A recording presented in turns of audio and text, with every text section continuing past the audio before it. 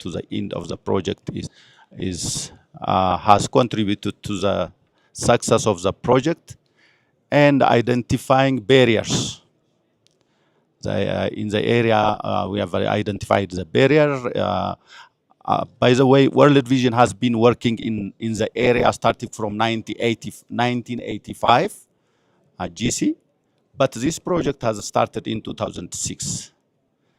So after more than 15 years. So we were working on in different thematic areas like education, health, and other areas, but we were not achieving the change that we were expecting in the area. So while identifying the challenge, the problem in the area, it was a focus on the natural resource.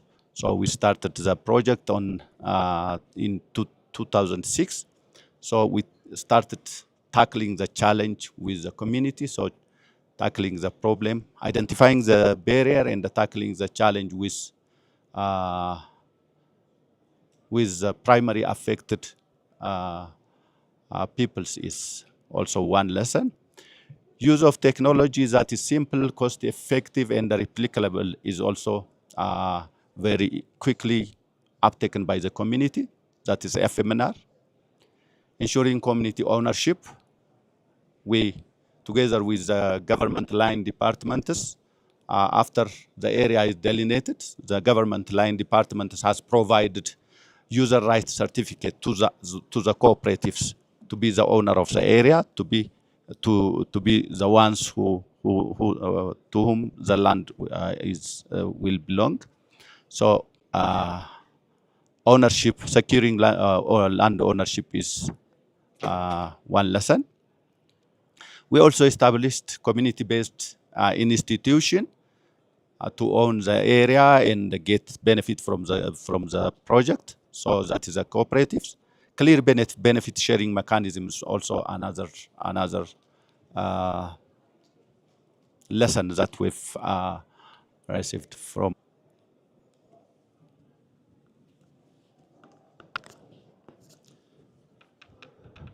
Yeah, the other project is the energy efficient cook stove project. This is also the other carbon project that World Vision has been championing.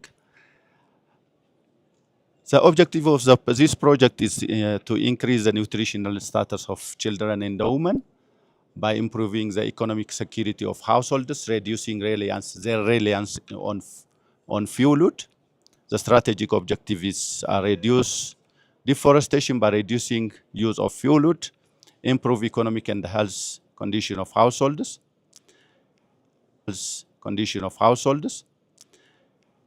These projects were implemented in 2 regions, Central Ethiopia and Oromia region, in 12 districts. This project was supported by World Vision Australia and the Standard Bank.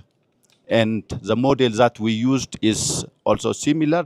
We used cooperative model, but here we have two types of cooperatives. One is the producer cooperatives, and there is the user cooperatives. Producer cooperatives produce, and they sell the technology to the beneficiary households. So we buy the technology from the producers and distribute to the user cooperatives. So we used cooperative model, but 2 types, the producer and the user cooperatives. Yeah. The cooperatives are also joined, linked with MFI, microfinancing institutes. Some of them are also shareholders in Cooperative Bank of Oromia. And we organized 48 stock producers with a number of more than 700. Reduced emission, more than 1 million carbon dioxide equivalent, and received carbon revenue, more than 2 million USD carbon revenue from the sale of certified CL. and an average of using this project, the operationality of the technology in households is more than 97%. And households using this technology has reduced their fuel consumption by more than 51%. And the time they use to cook, they save their time for cooking by 23%.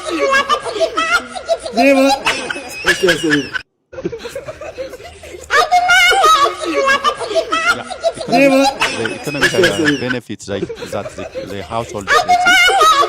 Household saved. Actually, this is for us. This is small. Like the expense for the pan and the meat is but for the households, they expend a lot of money to replace the pan and the lid. Akambalo in Amharic and Mtat. So they need to replace on three stone open fire. They must replace the Mtat every time, so that they expend. It costs from their income. Participating women have got good access to revolving funds and increased culture of saving and the credit. Yeah, they have earned more than 2 million already. I've already mentioned earlier. Please.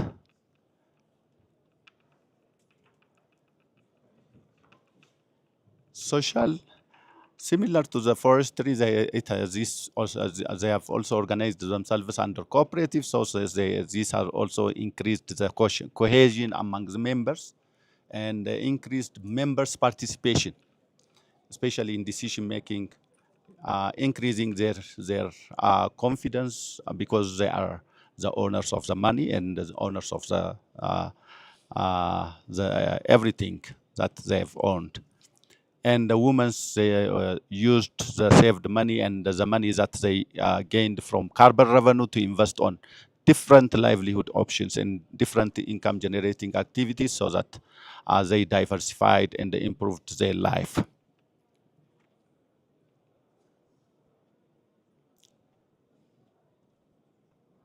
Yeah, environmental. As I have already mentioned, they have using these two stoves. Households have saved more than 50% of fuel. That means the impact on the living biomass, the pressure that will be exerted on the living biomass has reduced by 50%, and the reduced emission more than 1 million ton of carbon dioxide equivalent emission reduction, and the indoor air pollution is also reduced. Significant reduction in energy uses and addressed rural energy demand.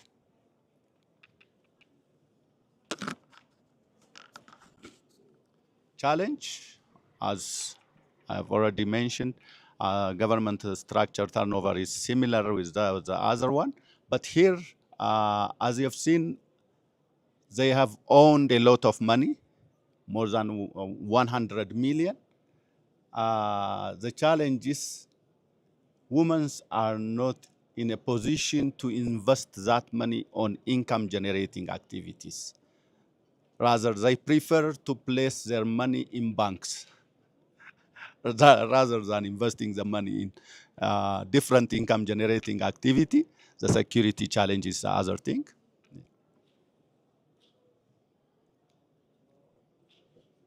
Lessons, strong stakeholders commitment at all levels.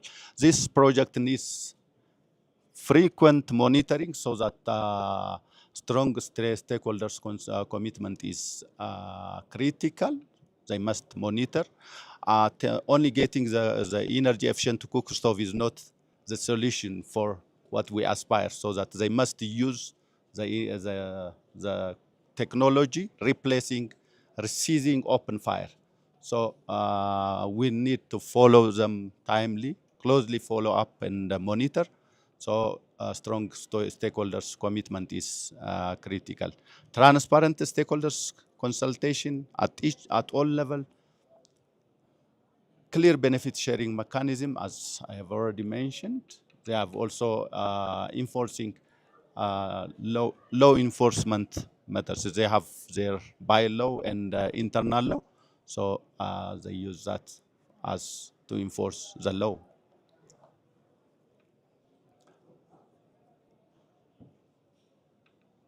So from both our projects, we learn ownership drives sustainability on both our projects on the forestry and the energy. The owners are the community themselves, organizing themselves into cooperatives, so ownership drives sustainability. Carbon finance is viable for development, and partnership amplifies impact. Communities are not just beneficiaries, they are leaders of the intervention.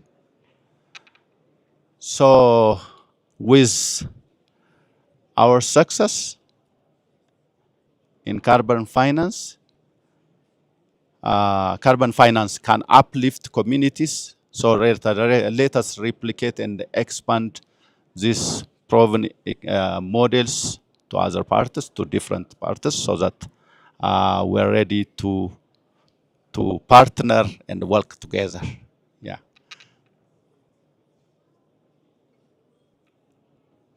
Yeah. To go further, we have already prepared. We're ready to expand to more than 400,000 hectare of land and distribute more than 200,000 energy efficient cook stove to reduce more than 151 million ton of carbon dioxide equivalent. For this, we need investment. We require resource.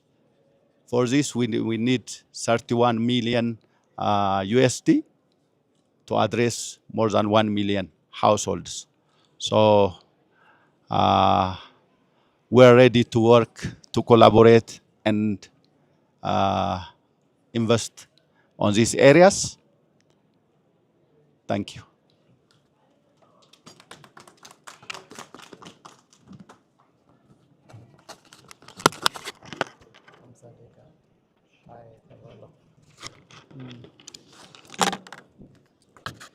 Okay, thank you very much, Kabada, for sharing World Vision's experience. I think you've got the critical element of our afforestation, reforestation, and energy efficient cook stove projects experience. And if you scan our QR code, you can get more information about World Vision programming. And we are doing a 20 years impact evaluation, which we'll be presenting on COP30 in November in Brazil. So all the information package, you'll find it in QR code. So before transitioning to the next few slides about blended financing experience that we have, let me entertain one or two questions. You know, honestly speaking, I've been part of many side events and discussion. A lot of people talk about carbon, but only few people does have the real ground level experience.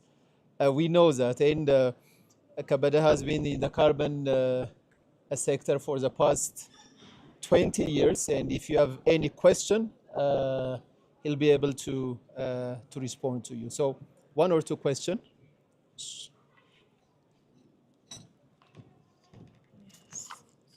Thank you. Thank you so much, World Vision. Thank you so much, World Vision, the organizers, and Kabada. This carbon financing is a very important issue which needs ground experience to be scaled up at national and at regional level. And we highly appreciate the engagement of World Vision And I think in the Humbo, I think it is the first project probably in Africa which employed the farmers. Is that? Yeah.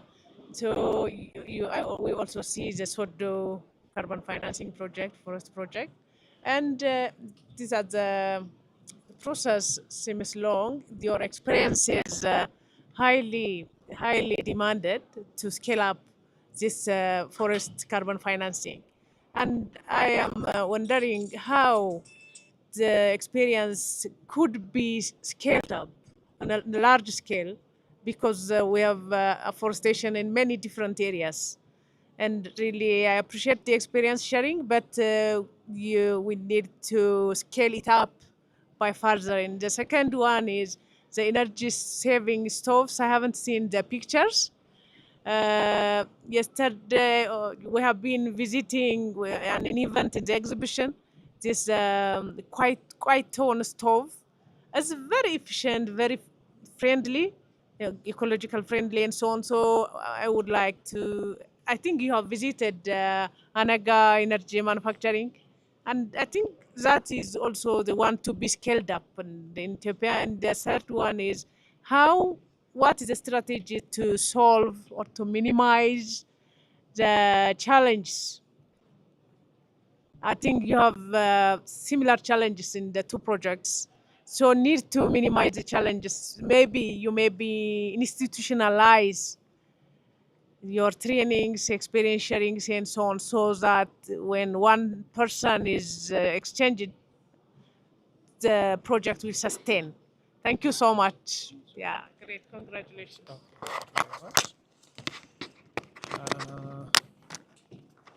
yeah. If you have a minute. Okay. Thank you. I have two two points. One is related to the since you work with cooperative for the first example, you said that you are giving ownership right to the community, but this is, I think, is a development that is still to be consolidated in Ethiopia because there is the national administration system that is not yet addressed for land, that has not yet addressed the communal land. So this is interesting experience from an NGO, but it need to be better understood how this is according to the legislation, as you said. The other point is related to the carbon itself and the community. So imagine you are a farmer, you see somebody coming and closing a land that is degraded and of course cannot get money from this. And then by miracles, in a few years, you get millions of dollars in the community. So I think the community need to understand this money, where come from and how is generated the money. Because it's not evident that with an enclosure, some regeneration activity, the community see money coming. So I don't know, this is from the cooperatives, because it's very technical issue. So, but we talk on carbons, but do we know how carbons works? How carbon is sequestrated in a tree? How can we create additionality? How can we generate money from the atmosphere? This is something quite amazing if you think from a common man of the road. This is what we struggle to make them understand. So for the sustainability, I think you should really explain better how this money is generated, how you create credits, how you sell credit to whom, and this other person or entity give you money for this.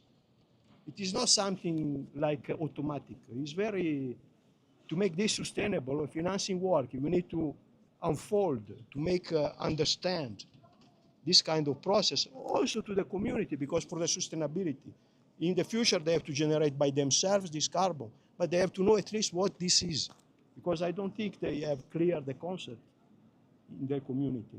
So I think it is important also that we see the issue from the common people, not just from development practitioner and scientific person. Thank you. Thank you very much. Question? Yeah.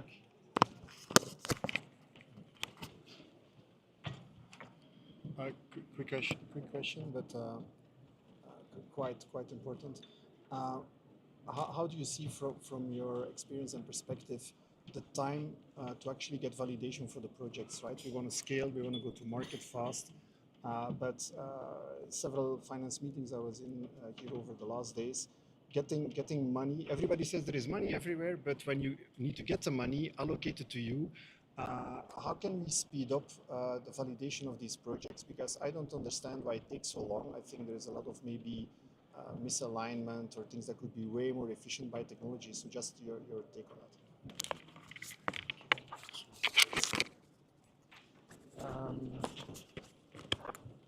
So I know whenever we present about our carbon experience, there is usually a crowd of questions.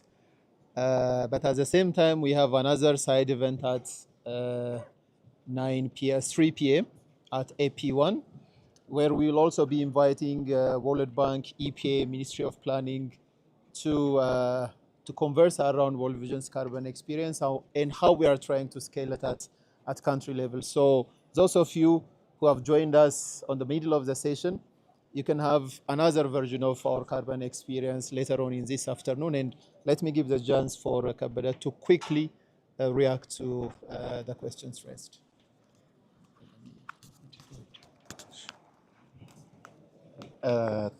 Thank you for the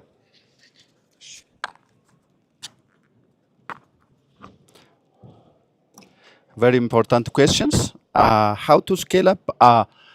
Yes, we've already started scaling up both projects, especially the forestry project. We have scaled up the forestry project in another area on 2,621 hectare.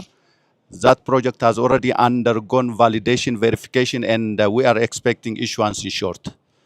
And the other large-scale project is also started, undergone validation. It is more than nearly 10,000 hectare, undergone validation, and we are closing the issues that has been raised by the validators. So we are trying to scale up this project in different parts of the country. So we have also implemented DLSs in seven regions. So we have already started to incorporate carbon finance in those DLS, demonstration and the learning sites. We have already started in Afar region, so we will expand the same into other regions. Energy efficient cook stove, yes. We've carried out baseline on the energy efficient cook stove in 5 regions. But because of the global market related issues on the CAR related to energy sector, it was not it is not we are not effective as we were expecting to scale up this project, but we're ready to scale up the project. To minimize the challenge, we were discussing with the government to have focal points at the district level, so they are responsible for each and every steps of the project, and they can take the responsibility to aware the leadership, the decision makers, and so on, both at zonal level and the district level. So to minimize the challenges, we've started working on that part. On the ownership, we are there only to for alignment of the standards.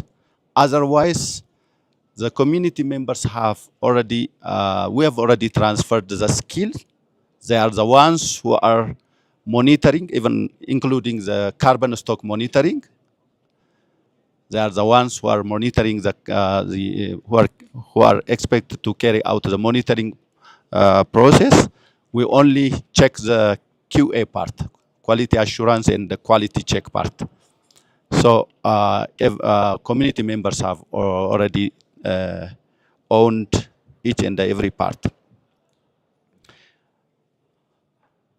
Validation related issue for forestry projects, yes, it is 5 years.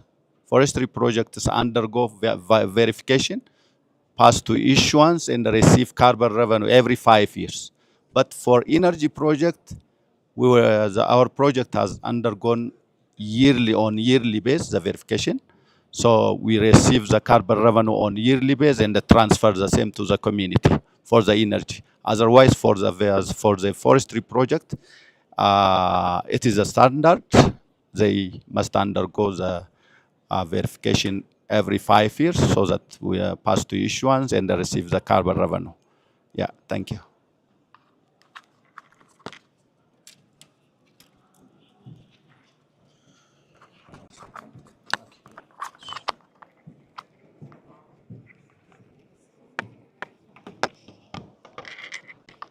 Yeah, thank you very much, Kabada, for the very interesting presentation. Of course, the question will continue, but you'll find Kabada and other carbon specialists with World Vision Ethiopia in our pavilion in the afternoon, as well as in the side event. So we are happy to share our wisdom and our experience as well. You can visit our website, you can scan the QR code and get all the information.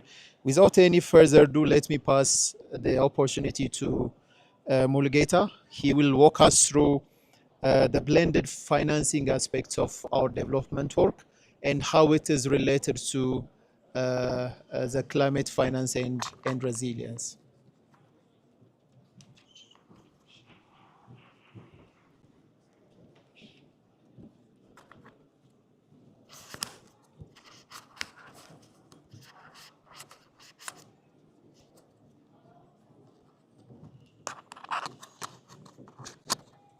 Okay. Good morning again. I hope we are having very good days this season. And thank you for this opportunity. I will be presenting in the next few minutes about blended financing and how we are complementing with our interventions. Yeah. So the case of Africa is known. We have plenty of needs, and as well as we have plenty of opportunities. But we need our needs in value are in trillions, and our financing are in billions. So we are a bit behind, and we have to. It is a critical time to talk. How can we finance the several issues we have as Africa? And as you remember from His Excellency Prime Minister, he also pointed out that it's the time to focus on investment rather than dependence on aid.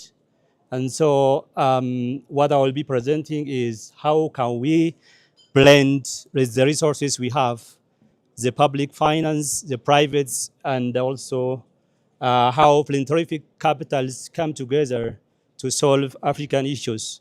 So this is a very good session, I think. I will be presenting and I will focus on the global issues. Please proceed to the next slide.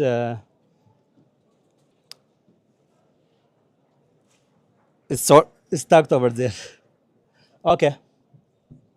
So our needs increased at 66%, and our resources financing those needs increased at 22%, and the widening of resources we are needing, if we see the Sustainable Development Goal, from very beginning we planned when targeted at 2014, it was $2.5 trillion was expected to finance a yearly basis, but actually, as the assessment made by Organization of Economic Cooperation and Development showed that 2022 yearly gap grew to 4.3 trillion. That's to finance the sustainable development goals. So external finance in 2022 was 5.2 trillion per year. So when we see this generally from 2015 to 2022, the needs grew more than the finance we have. Yeah, please continue.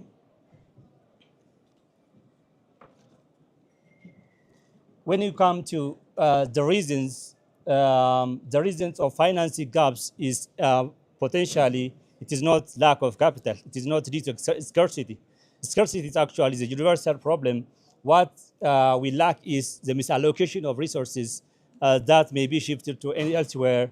Globally, 461 trillion resources are under circulation in global wide, but when we take African case or developing countries as a whole, 5.5 USD trillions is expected to finance, climate finance at 2030. And when we see the capital required to solve the world's greatest challenge exists is, as I said, it is very small. Please continue.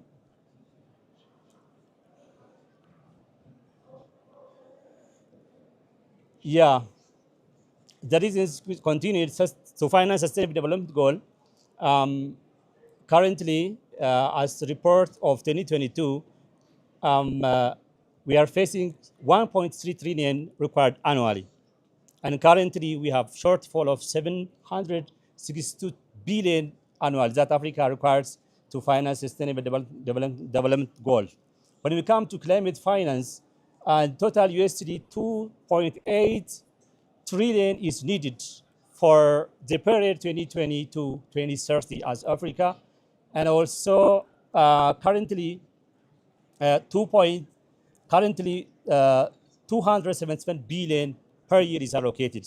So you can see currently the estimate of 30 billion is allocated annually, indicating the significant under investment in Africa. When we see energy sector, we need 100 up to 190 billion per year. Actually, we are receiving 90 billion per year. This figure may double as estimated at 2030.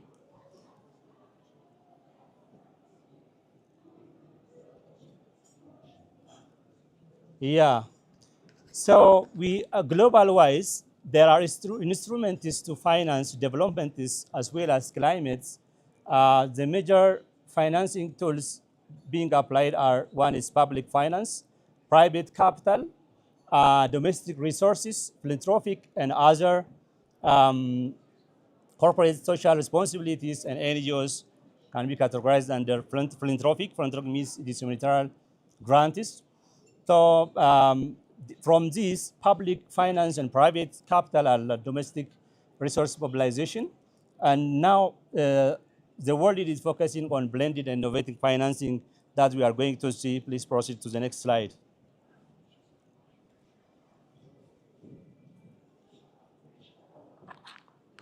Yeah, when we see blended finance in general, it is about blending and bringing together private, public, and philanthropic resources, capitals, to address risky investments that private investors do not want to join, as it is due to various factors. Africa, as well as LDCs, are known. Our markets are market fails, and there is huge fragility, and there is also huge.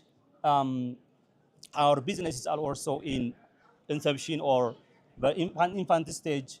Private investors are lose confidence to invest in LDCs. So the mechanism of blending and a risk sharing mechanism is important.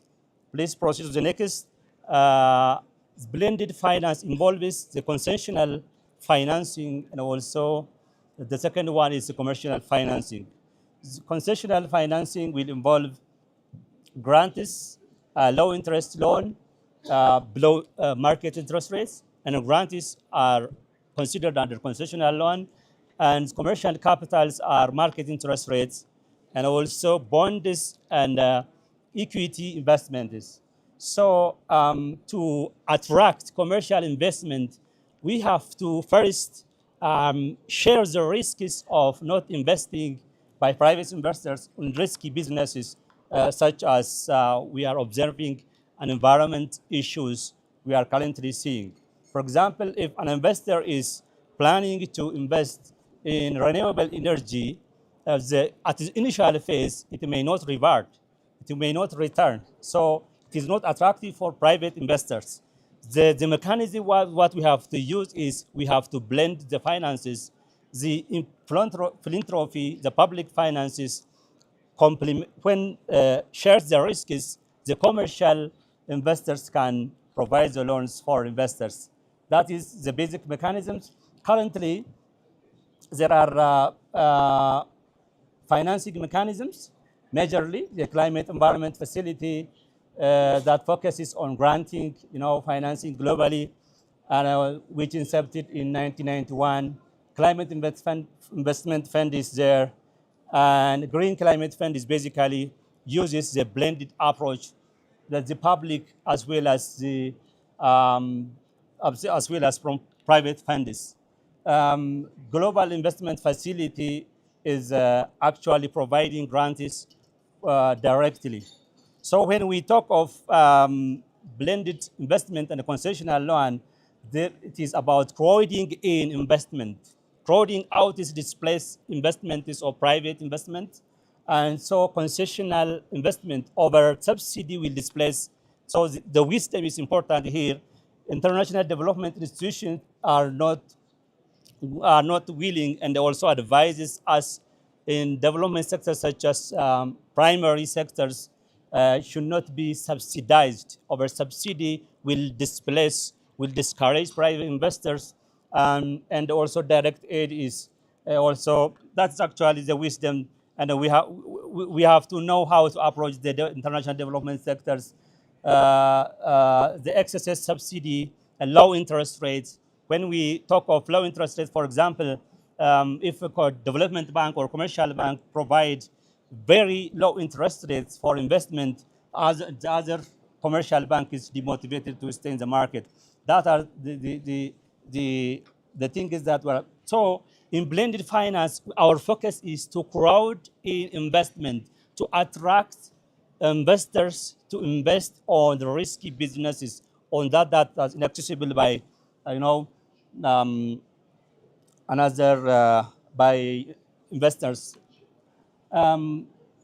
Basically, GSP private sector is managed under global environmental facility. These are important facilities. And as Africa, are we using these facilities at optimum level? That is our question. Actually, Africa qualifies for every aid, and we are almost, the supporters are almost coming to Africa, but at optimum, are we utilizing that? Are we using this opportunity to blend with domestic resources and private investment? That is the topic that we should ask ourselves. Please continue to the next slide. Actually, I have addressed these things. So the concessional capital and commercial capital, that is the concessional capital is the enabler for the commercial capital. For example, if an investor wants to invest in renewable resources, if the renewable resources requires 50 million capital, if, for example, an NGO can provide 5 million out of that, and if concessional loan provided for that private investor is 20 million, then commercial bank can provide the rest 25 million. So this is the blending approach. Through this blending approach, the senior lender and the junior debits, or the lenders, the concessional lenders, as well as the philanthropic lenders are considered as junior lenders. Junior lenders are shock absorbers or risk absorbers for the private investment. So whenever the investor fails, the shock absorbing or the risk absorbing capital may not be returned. But if it is profitable, the profitability may require some years. So the senior debt uh, will uh, will uh, uh, will will need 25 million for return. That means, so that is a combination how private, the concessional loan combine together to bring about risky businesses into existence. Please proceed to the next slide. Uh, Yeah, when these are the climate benefit sharing mechanisms that you already know, as World Vision, we are based experiences, and the KP has done my way plan, and he has explained about carbon sequestration, and we have also different approaches that can be blended. For example, in financial inclusion, we are implementing village level financial inclusions where more than 200,000 community members are participating. This is an intensive training on saving credits, and also insurance has been given. World Vision is supporting, informally, and by capacitating these groups, we are linking with formal financial institutions. So we are providing technical assistance. In this regard, we are blending the NGO capital is blending the commercial capital. So currently, commercial banks are asking us to take over our saving groups because we have already invested over them, and therefore this is easy for them to finance additional loan needs by the community members. This is one way how we are blending the grants we have with commercial investors. The other thing is because as you know very well, reaching very inactive poor is risky. So financial sector is not interested to work with very poor and vulnerable people. So we facilitate, we capacitate them, and we bring up to active poor so that we hand over, then they provide them additional loans for investment. That is one approach how we are blending the capital we have. The other thing is we are doing value chains. Our value chains, especially on communities that depending on forest areas. We are doing, uh, um, forest-based livelihood value chains in such a way that the community members are engaging, and collecting, forest products like spices, and also integrating livelihood in that way. That is also how we are blending our capital with existing. So we will continue as such a way. And also we have currently introduced a very strong project model that is called market for community. For community approach is about working on financial inclusion, women economic empowerment, and a green economy in integrated way. And so this is the good opportunity to partner with existing private investors such as financial institutions. And also, yeah, please continue. The call for action is, in addition to the efforts that we have been making, so the government has to bring, the policy, good policy should be provided from the government side, and NGOs should, pipeline projects for blended finance while pipelining from idea generation to technical assistance. That is, NGOs should involve on this area.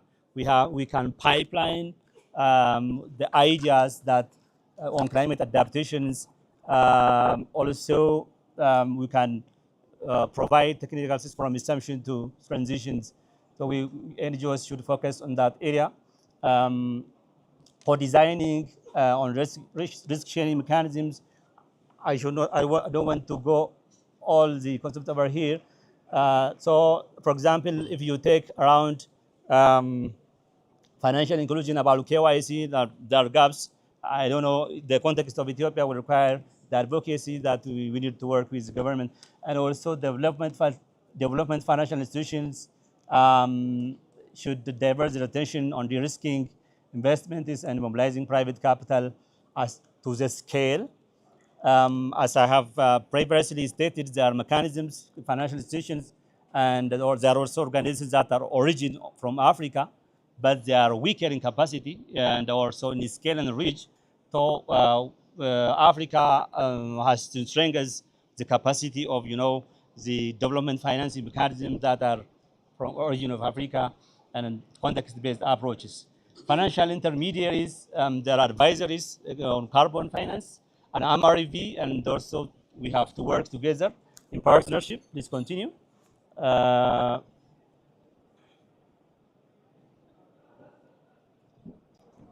conclusion is that climate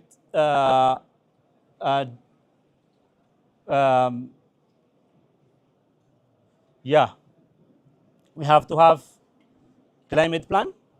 We have to set up an institution for this to take care of, and we have to prepare projects, pipeline projects from idea to technical assistance. What I have said, and we have to meet funding requirements, eligibility criteria, so on. That and also engaging in stakeholder monitoring and reporting is also a key issue. Please continue. So I'm wrapping up my presentation. Climate need trillions, it's obvious. So beyond public funds alone, so blended finance is to leverage concessional and commercial capital for impact. And climate benefit sharing ensures communities gain from climate action. This is one type of welfare distribution for the community that we are doing on carbon, what already CAP has presented. So the communities are many, and they are also taking care, safeguarding the environment, but they have to be motivated on that area. So the blending mechanism also, as a policy, it can help us and as welfare distributions, that is from developed to the undeveloped to less developed countries.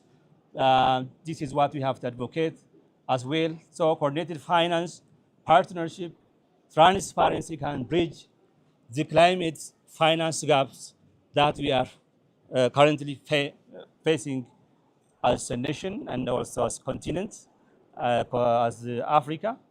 So generally, this is what I have. Please, yeah.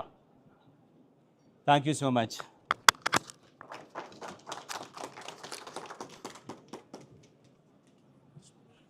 Nice presentation. Thank you very much, Mulgeta, for a very nice presentation. Actually, why do we need to talk about innovative or blended financing? One of the reasons is big organization like World Vision.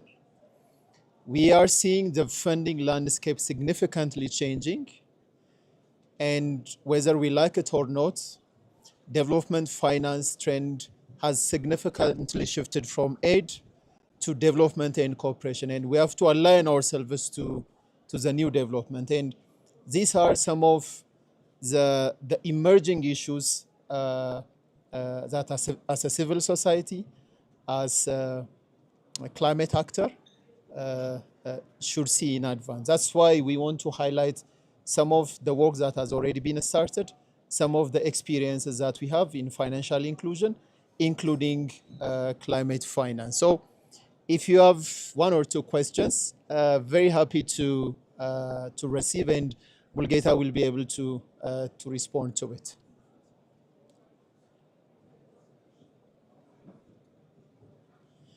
I think his presentation has perfectly synced, right?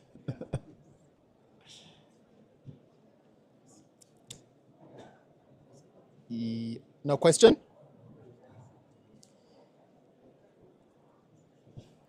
Okay, great. So, yeah, I'm mindful of the time. I wanted to say thank you very much for being with us for this session on unlocking climate finance. As I say, for those of you who have missed parts of the session, a broader version of this session will be entertained at 3 p.m. at room AP1. So please join us. Speakers from Environmental Protection Authority, World Bank, Ministry of Planning and Development, and some experts on energy will also be joining us on that conversation. So, yeah, join us in this afternoon as well. Thank you very much for your attention. Thank you.